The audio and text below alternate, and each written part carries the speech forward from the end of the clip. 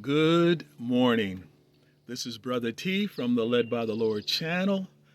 And this morning, I'm going to talk a little bit about something that I just found out about last night. And actually, right now, I'm out with my pet as my pet runs around and gets a little fresh air this morning and has a little time out here in the beautiful sunlight that is just coming up this morning. And today is National Pet Parents Day. National Pet Parents Day. I returned home last night and forgot to stop by the supermarket and get some bananas. You see, I have a banana every morning with my pet Shih Tzu, Cosmo. So I went and got our bananas before the store closed last night. Now that's what gave me confirmation for this message this morning is the fact that at the affair we attended yesterday afternoon, we talked with another couple about our pets.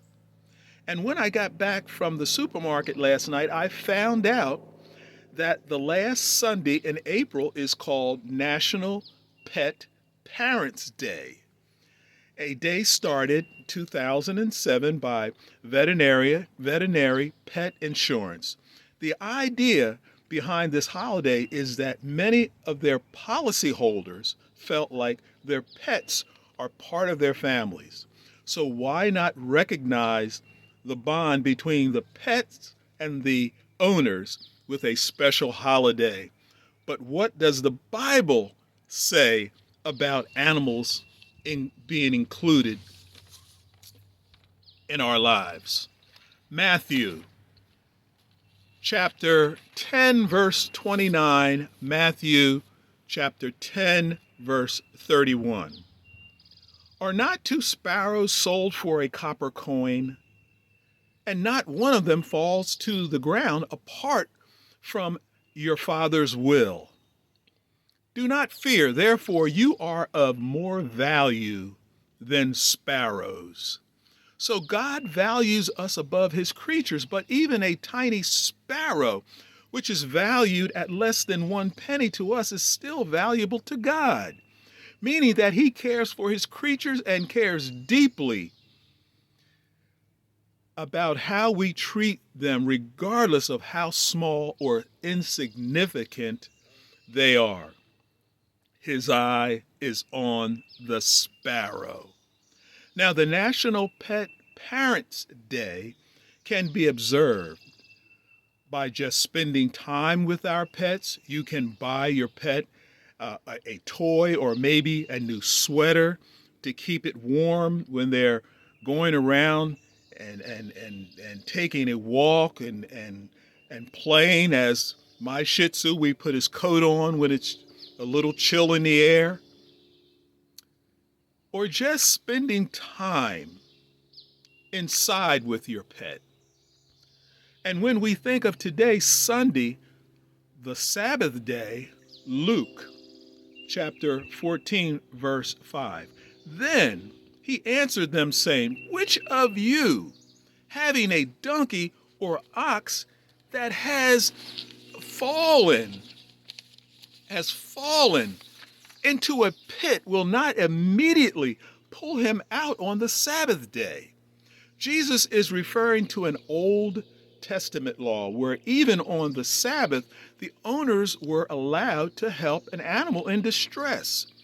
So if one fell into a well, it could be rescued, regardless of whether it was a holy day or not.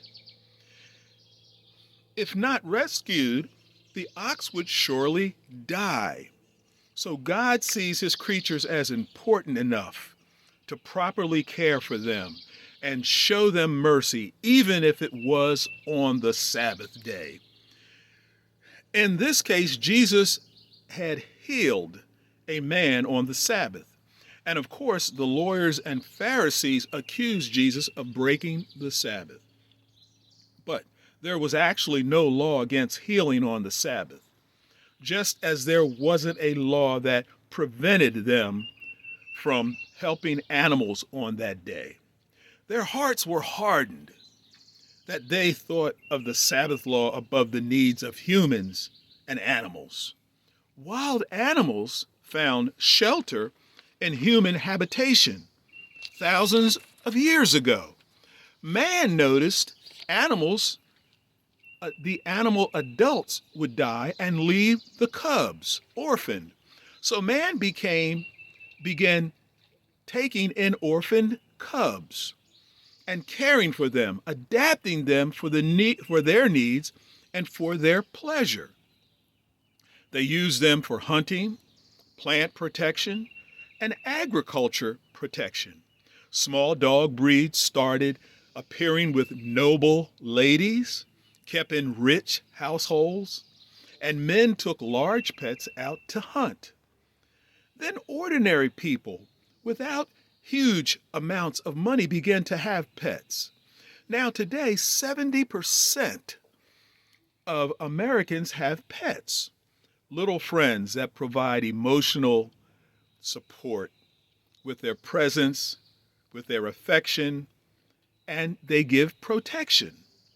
They act in films, perform social work, guide the blind, search and rescue, and police work.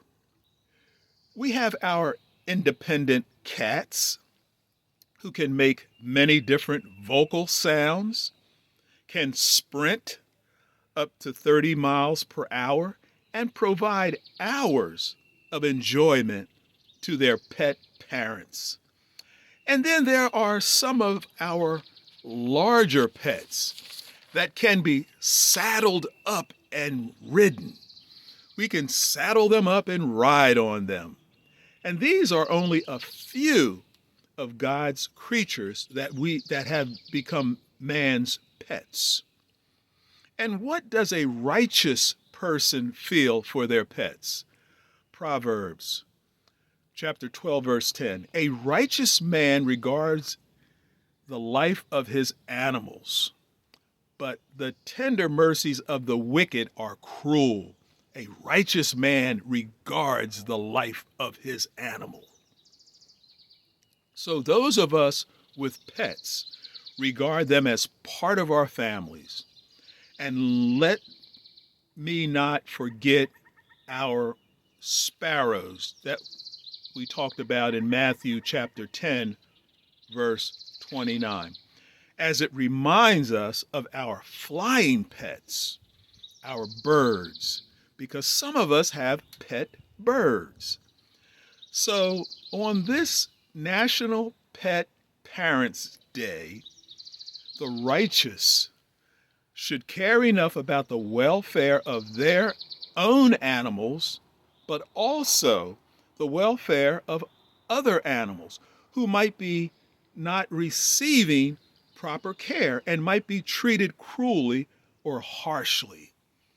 Remember that these are God's creatures, not ours, and we will be accountable for how we take care of them or neglect them.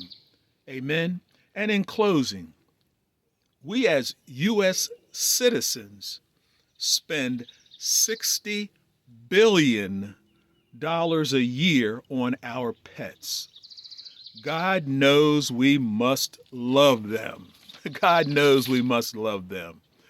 So as I sit and wait for my little Shih Tzu to come back in, I just found out about this day last night, and I had gotten confirmation because after talking with a couple earlier in the day, and we were talking about our pets, and then realizing I didn't have a banana to share with my Shih Tzu this morning, and I went out to the supermarket and got some bananas and came back home and realized that today was a day that we're supposed to be our pets' parents. It's a day to celebrate being a parent to your pet. So this is Brother T from the Led by the Lord channel, and I know many of us have pets, and they have become part of our family. and we love them and we care for them almost like our children at times. So be blessed and have a safe Sunday. And remember, our pets have life also. Amen and amen.